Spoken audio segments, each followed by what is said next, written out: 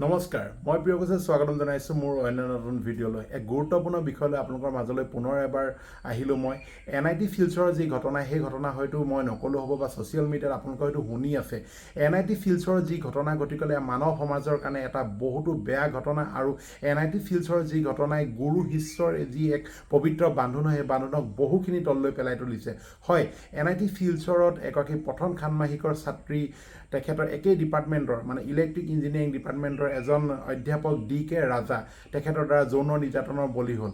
ইমান এটা চৰম কাণ্ডহীন ঘটনা আজি আমাৰ অসমৰ নিচিনা NIT শিলচৰত ঘটি গ'ল সেই ঘটনাই সমগ্ৰ ভাৰততে NIT শিলচৰৰ নাম বহুখিনি তললৈ পেলাই তুলিলে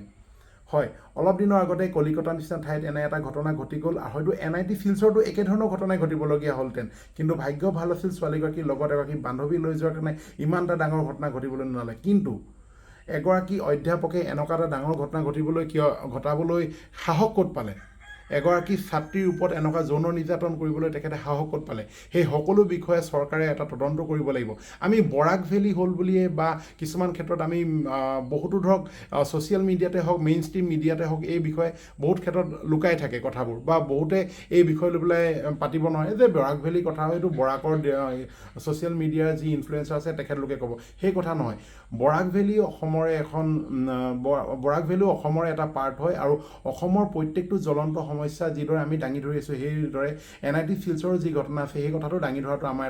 আমাৰ এটা কৰ্তব্য গতিকে লৈ পেলাই মই এইটো কথাই ক'ব বিচাৰিছোঁ যে আমাৰ অসমৰ চৰকাৰখনে NIT শিলচৰত যি ঘটনা ঘটি গ'ল যি যৌন নিৰ্যাতনৰ বলি হ'ল ছোৱালীগৰাকী তেখেতৰ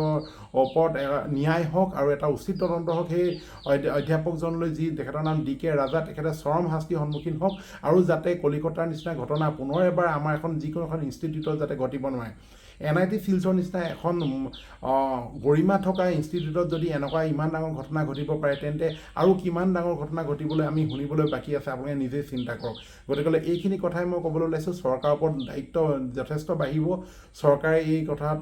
যিটো ঘটনা ঘটি গ'ল সেইটো কথাত এটা উচিত তদন্ত হওক চৰকাৰী তদন্ত হওক আৰু দুখীয়ে চৰম এটা শাস্তি পাওক গতিকে এয়ে আছিল মোৰ ভিডিঅ'টো ক'বলৈ ভাল পালে নিশ্চয় শ্বেয়াৰ এণ্ড লাইক কৰিব ধন্যবাদ